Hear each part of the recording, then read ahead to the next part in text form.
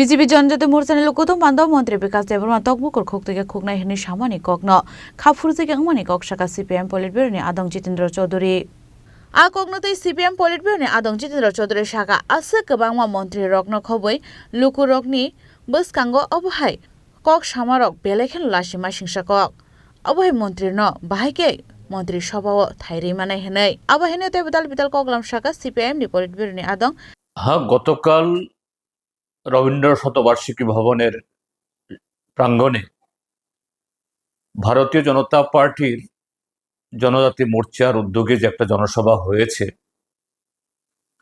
সেই সভাতে যে মন্ত্রী বিকাশ দেববর্মার একটা বক্তব্য ইতিমধ্যে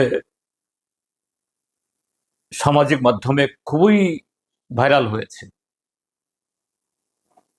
দু চারটা আমার নজরে এসছে।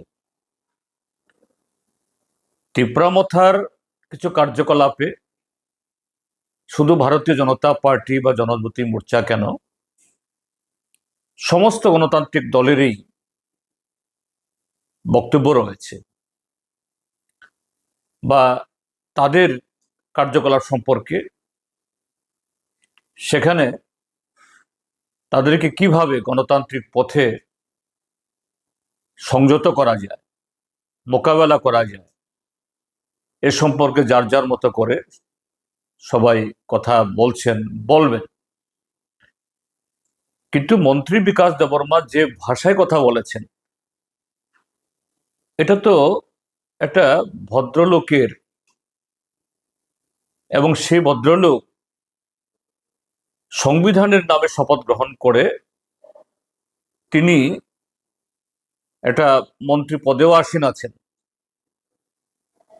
এটা একজন ভদ্রলোক এবং একজন মন্ত্রীর ভাষা হতে পারে না, এটা একটা গুন্ডাদের ভাষা। এবং আরো দুর্ভাগ্যের যে রাজ্যের যে মাননীয় মুখ্যমন্ত্রী একই মঞ্চে তিনি আছেন, সে মঞ্চে আবার বিজেপি দলের সভাপতিও, আবার আমাদের দেশের সাংসদও, এবং এই দুজন ছাড়াও দেখা গেছে আরো দুজন মন্ত্রিসভার সদস্য সেখানে ছিলেন। মন্ত্রী সুশান্ত চৌধুরী, তারপর বোধহয় মন্ত্রী টিঙ্কু রায়কেও দেখা গেছে। সেই সময়তে মন্ত্রীগণ সেখানে ছিলেন কিনা আমি জানি না, কিন্তু মুখ্যমন্ত্রী সেখানে বিরাজমান। যে ভাষণ দিয়েছেন, ভাষণ তো মোটেই না, একটা মন্ত্রী বক্তব্যের মধ্যে সরকারের জনমুখী কর্মসূচি, যেহেতু জনজাতি মোর্চা, রাজ্যের ট্রাইবেলদের জন্য তাদের কি কর্মসূচি, তাদের শরিক দল তিপ্রামথা,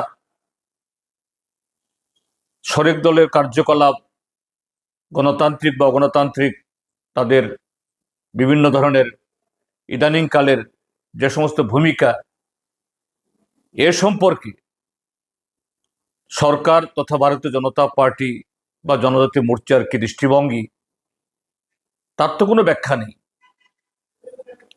শুধু দেখে নেব, প্রতিশোধ গ্রহণ করতে হবে, ছাই করে ফেলতে হবে। ককবরকে বারবার বলছেন থাপলা চানাই, মানে ছাই করে ফেলবেন। এবং সর্বশেষ জঘন্য ভাষা প্রয়োগ করেছেন, একদম অঙ্গভঙ্গি দেখি পোল্ট্রি মোরগের মতো ছিঁড়ে ফেলবেন। আমি রাজ্যের মাননীয় মুখ্যমন্ত্রীকে বলবো এবং রাজ্যের গভর্নর মহোদয়ের দৃষ্টি আকর্ষণ করব, এই মন্ত্রীকে এক মুহূর্তের জন্য মন্ত্রিসভায় রাখা উচিত নয়, তাকে বরখাস্ত করা উচিত। এবং এটা সরাসরি একটা কগনিজেবল অফেন্স। হ্যাঁ, ত্রিপুরা এই জাতীয় কিছু অগণতান্ত্রিক কার্যকলাপ করছে, তার বিরুদ্ধে আইনানুগ ব্যবস্থা গ্রহণ করার জন্য দাবি তুলুন। মুখ্যমন্ত্রী তো এসব কিছুই করছেন না, শুধু মুখে নানা কথা বলছেন। আর সেই জায়গায় আরেকজন মন্ত্রী যারা আইন ভাঙছে, সংবিধান অমান্য করছে, সন্ত্রাসের বাতাবরণ তৈরি করছে, তিনি পাল্টা সন্ত্রাসের কথা বলছেন। আমি একে শুধু নিন্দা না, আমি বলবো ইমিডিয়েটলি তার বিরুদ্ধে প্রচলিত আইন অনুসারে ব্যবস্থা গ্রহণ করা দরকার। এবং যে পুলিশ অফিসাররা সেখানে উপস্থিত ছিলেন, এই ভিডিওটি দেখে ভারতীয় ন্যায় সংহিতা নতুন যে আইন হয়েছে সেই ধারা অনুসরণ করে কোন ধারায় তাকে ভোগ করা যায়, তাকে যুক্ত করা যায়, এটা দেখে করা দরকার। নতুবা ত্রিপুরাজ্যের রাজনৈতিক পরিবেশ ইতিমধ্যে কলুষিত হয়েছে, এটা আরো কলুষিত হবে, আর যারা আইন ভঙ্গ করছে তারা আরো উৎসাহিত হবে। বড় সাক্ষী রাজ্যের স্বরাষ্ট্রমন্ত্রী তথা মুখ্যমন্ত্রী, তিনিও যদি পদক্ষেপ গ্রহণ না করেন, এটা তারও অপরাধ হবে, অন্যায় হবে, গর্জিত হবে। এ হলো আমার বক্তব্য, নিন্দা এবং তার বিরুদ্ধে ইমিডিয়েটলি ব্যবস্থা গ্রহণ করা। ব্যুরো রিপোর্ট, চিনি খরাং।